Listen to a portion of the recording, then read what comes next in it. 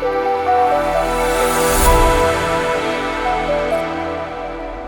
hello and welcome everyone. My name is Shireen Burjandi. I'm Partner Success Manager here at Salesforce.org on the ISV team. Very excited to kick off this session. So let's get to it. Before we start though, I'm sure you guys have seen this slide a lot of times from yesterday and today, but please keep everything that you're hearing under your NDA and confidential. Today, I am so excited to have two of my favorite leaders from my Salesforce journey here with us. Lesley Tom, who I used to actually be on her team at the AppExchange team before I joined .org, and now Doug Cheney running the Salesforce.org ISV team. Over to you, Doug. Thank you so much, Rin. I was actually jamming out. The music's been great all day. I can't say enough about that, but welcome everybody. As Sharon just said, I'm VP on the .org side of the ISV partnerships, and I'm very excited to welcome a good friend of mine. And Lesley, is this true? A 15+ year veteran at Salesforce at this point? That's right. Oh, During 15 years ago when Salesforce was just over 1,000 employees. So we've grown, what, 65,000 times. Well, yeah, and think about it. We have almost 1,000 people, I think, at Summit this week. So yeah, unbelievable. Well, welcome. Thank you so much for joining us today and helping give us a little bit more insights in the AppExchange. Sure, of course. So before we get started, I thought it would be really good just to kind of level set for everybody when we talk about the ISV program, really what makes up the ISV program. And really what it is three main pillars. The first one, and foremost so, is the technology. Many of our ISVs are building applications on top of our platform. They're integrating into key applications like Sales Cloud, Nonprofit Cloud, Marketing Cloud, Education Cloud. And all of that couldn't be done without the underlying technology and our agreements that we have with those partners. Then on top of that, we have partner account managers, and they're doing everything from the alignment of your go-to-market to making sure that you operationally have access to all of the benefits that come with our program. And then really what we're here today to talk about over the next 20 minutes or so is this notion of distribution. Once I've built my app, what does that mean? And we've got the AppExchange, one of the most mature technology marketplaces out there. And as I said earlier, we're very fortunate to have you, Lesley. So maybe we'll start off, why don't you just do a huge level set on everything going on? I know we could take the whole time doing that, but why don't you give a great level set to everybody about the AppExchange and its impact in our ecosystem? Yeah, thank you so much, Doug, for the great introduction, and welcome everyone. It's good to see. I know I spoke at one of the .org, I don't think it was called Unite, but Partner Summits a couple of years ago, and it was great to see all the partners. I unfortunately missed a lot of the content today, but I'm super excited to hear that there were like almost 1,000 partners participating today. Shireen, if you can go to the next slide, I could just level set around what AppExchange is today. You know, today AppExchange has grown from when I started back in 2005 from a mere 20 apps on the AppExchange, most of which were Salesforce Labs apps at the time, to now over 4,600 apps, components, flows, and much, much more built by our partners and by partners like you and Salesforce Labs. So we've grown exponentially. And, you know, for a lot of people, they think about these apps as, well, I don't know, you know, going from, you know, just 20 to 4,600 doesn't seem like a ton in 15 years. But when you think about all these apps, as many of you know, they're going being installed into orgs that can go out to thousands and tens of thousands of users. So by and large, our AppExchange marketplace, you know, we are the leading enterprise cloud marketplace. Forrester just had a market new wave report that went out just last year, and we were #1. Still, we do have competitors nipping at our heels, but we are still taking the lead across every criteria that they have for marketplaces. Same for some of the other analysts that are reviewing our marketplaces.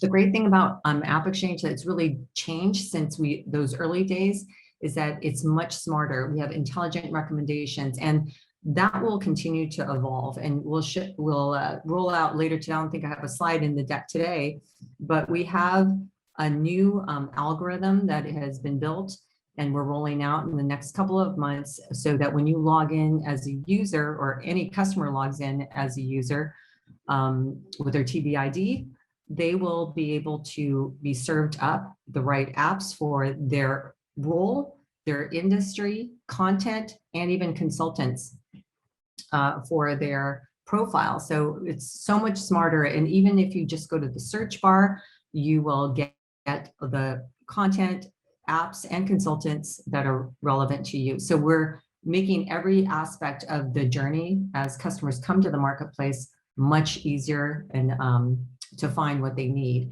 And of course, the certified expertise is also super important. Today, we have over 2,200 consulting companies that are listed on the AppExchange. We have a great partner finder there, so you can find consultants that are based on your size of your company, your industry, your location, and even the clouds that you're interested in. So that's fantastic. And you see a lot of the stats here below. We're at 9.2 million. I think one of the biggest new pieces is customer reviews. As you all know, especially during the pandemic, we're buying on Amazon.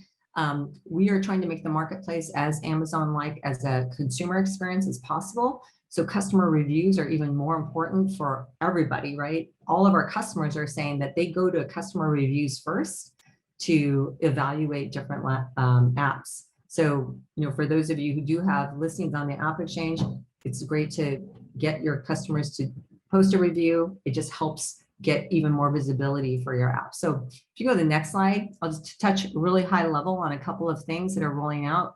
Number one, and super exciting, is AppExchange Chat. This is basically, I was just talking about how things have changed for all of us in the during the pandemic, and how we're ordering online and we're doing everything online, of course. But one of the things that our partners were telling us is that they really miss the in-person experience of our Salesforce events, especially Dreamforce. So what we did was we implemented AppExchange Chat so that we can kind of emulate the expo booth experience for our partners and have them meet with the customers online. So you can go to the AppExchange Today and look for any of the listings. We have 31 listings today. They're in the pilot. And you can see that little green dot.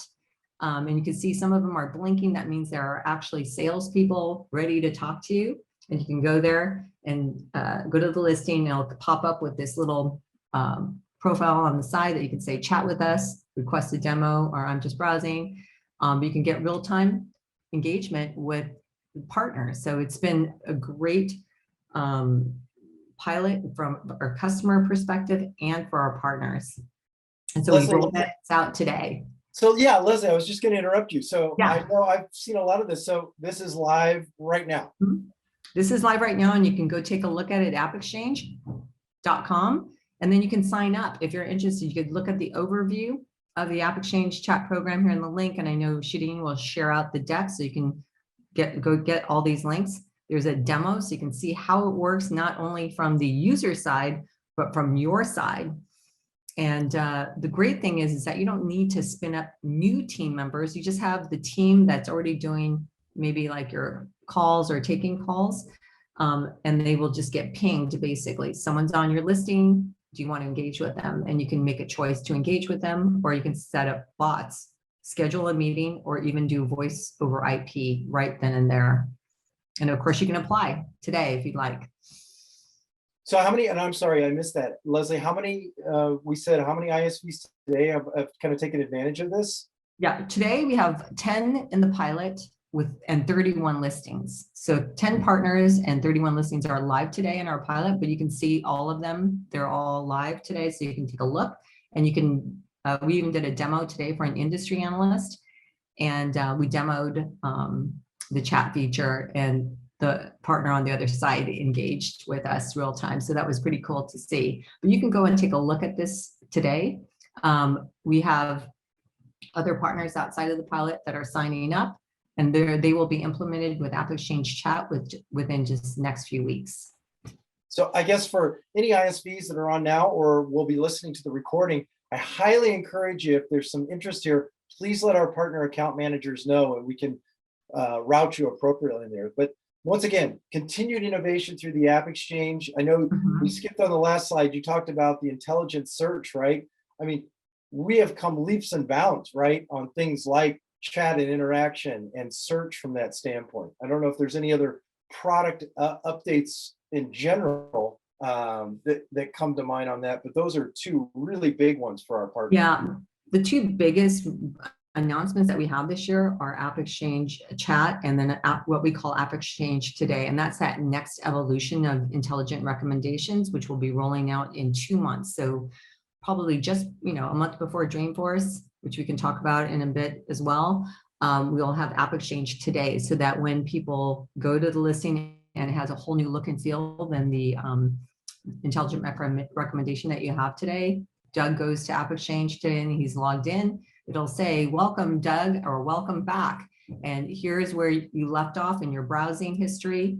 Here are some of the new apps that you might be interested in based on your persona, location, industry, and anything else that you've looked at, as well as content and consulting partners. So it's going to be much richer experience for our customers, which will be great. The other thing, and if you haven't gone to AppExchange, and I'll just mention this because I think it's very relevant today, is that we heard from a lot of our customers that they really wanted to see more diversity and inclusion on AppExchange. So we have listed collection pages around Black-owned business, women-owned businesses, and this month we just rolled out AAPI collection, and we have a whole plan for the rest of the year to highlight underrepresented minorities and to really just not just celebrate them, but to really drive more traffic and more leads for all of our partners. So I think it just gives everybody an opportunity to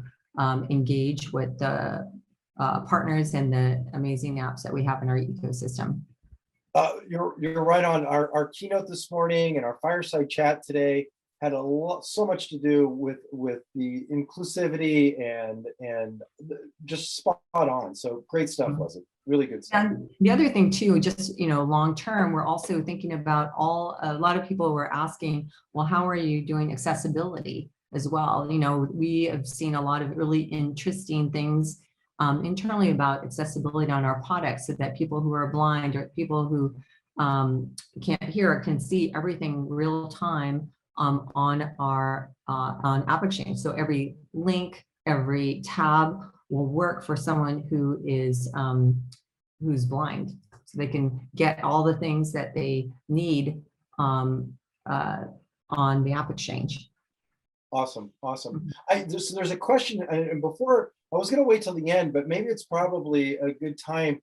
I know we're not covering events in particular. We talk about how chat is augmenting some of our virtual events. Maybe let's just segue for just a second, Lesley. Can you give us some insights on some of the corporate events? Obviously, Dreamforce is hot on everybody's minds. Yeah, I mean, we are continuing, of course, as many of you know, we've already gone back to a hybrid model with some of our events. Our world tours have been renamed Success Anywhere, and we have gone out. We have done, I think, a few so far. We have a whole schedule that you can find on the salesforce.com website. They are hybrid events, as we call them, just a few people on site, some of our MVPs, some of our partners, some of our customers, and largely a much larger engagement online. We are having a big Dreamforce announcement tomorrow. So go to dreamforce.com tomorrow, around noon Pacific time, and you'll see updates on Dreamforce. We are having a Dreamforce this year, and I think that's what I can tell you so far. And you'll see more news about that tomorrow. So it's very exciting to have Dreamforce back in a different way. It'll be obviously a hybrid model like we expect, because I think there's so many advantages to having this online virtual experience as well. It's great if we can take the best of both worlds, but yeah, we'll be eager. So yeah, noon tomorrow Pacific, right? Is that? Yeah, I think that would be the best time to check out dreamforce.com. Okay, Awesome. And then if you go to the next slide, there's just a couple things, because one of the things that we heard from all of our partners when we did surveys early last year, right after the pandemic rolled out, was that they needed digital marketing, and they also needed more digital marketing enablement. Many of our partners, small and medium and large, just didn't have a lot of that. They depended, everyone, as we did, depended on those in-person events for leads. So there's 3 options here for you. One, which is the AppExchange Marketing Program, which many of you may know about. It's paid turnkey digital co-marketing, which is under my team. It's a great way to reach. We have, probably over 30 different opportunities that are co-branded, reaching customers and internal teams. There's things like demo jams. We even have an industry week campaign that's aligning with our industry summit. Those are just a couple of examples, but you can go to the AMP overview and resources link later. But the 2 new pieces that we rolled out just last year and early this year is the Partner Marketing Center. For those folks who are marketing, these are self-serve co-branded marketing assets, campaign kits, how-to guides to just help you get started if you are early in your journey, or even if you just want co-branded marketing assets. That's another thing that a lot of our partners are using. The kind of new piece is on the far right, which is Partner Learning Camp. We have been working for a few years trying to deliver enablement at scale. And especially around digital marketing, we launched 10 digital marketing courses for partners. This is obviously free. You can go to Partner Learning Camp, browse, you can hit browse catalog and then search for digital marketing. We have those 10 courses there. And in additional, my team is working on 25 ISV specific marketing courses. And we're going to have that just for marketing, because obviously I'm focused there. But we also have other personas like founders, operations, sales personas, technical teams, so that we have curriculum at scale for all of our partners. So that's, it's a lot that has happened, I think from an enablement standpoint. So I hope that all of you can take advantage of this. And of course, if you have any questions, you can always ping Doug Cheney. Yeah, well, I was just going to say, Lesley, I think what you got to realize sometimes in our world, whether it's an NGO partner or an EDU partner, many of our ISVs are smaller organizations, less than 50 people. And so one of the things they feel the huge pinch on is a full-blown marketing department, whether it's event-based, whether it is targeted marketing. And this is just another example of a benefit that is afforded all of our ISVs, that they all can access this, and it will help them basically scale and look much larger sometimes than what they are. So this is a great resource and a great reminder to many of the folks. And it's new. This has not been around forever, so it's a great asset. Right, and of course too, if you take these and you look at them, we did test a lot of these and got feedback from partners, but we want to hear from all partners. If these aren't working for our .org partners and you need something different, please tell me, because we can work to deliver what you need. Maybe not everything, and we'll prioritize it, but we certainly want to try to solve for the masses and groups of partners, and we want to try to hit the mark as much as we can. So we're open to feedback. We want to be better. Better, never done is what our CFO used to say, still says every day. So we want to continue to evolve and improve so we can support you in the best way possible. Awesome. Yep. So the learning camp as well. I don't know how much in detail, some of the other services as it relates to, what we're seeing on the screen, the marketing center and everything on that front. But any other services that you think are pertinent for a lot of our ISVs as you look back on this as an up and coming industry within Salesforce? We are fast growing in many ways, and we also want to expose our ISVs to these benefits too. Mm-hmm. Yeah, I think more and more, I think as we build out all the rest of the curriculum, I have, and there's probably a way that I can share once we finalize all of our curriculum that's coming out. a timeline of the curriculum rollout for, I can read it off here. We have sales curriculum, ISV sales curriculum, consulting partner curriculum, founders, success managers, marketing, of course, hiring, even hiring manager curriculum, so that people know like how to hire, inclusive hiring practices, thinking differently about workplace development, inclusive promotions. A lot of things that we're sharing are best practices with our partners. So there's a lot of there, and of course, what we call ISV operations. So that's everything from just licensing, setting up your business orgs, and really just creating the best, most streamlined and efficient business possible. Yeah, exactly. Like I said, whether it's product we're coming out like with chat, or the intelligent search, or this notion of an automated solution manager that are driving people there, that's part of the business. But the other part of it is their internal. How does Salesforce do it? We are more than willing to share all of this, and that ability to distribute that knowledge through your group is invaluable to many of our partners.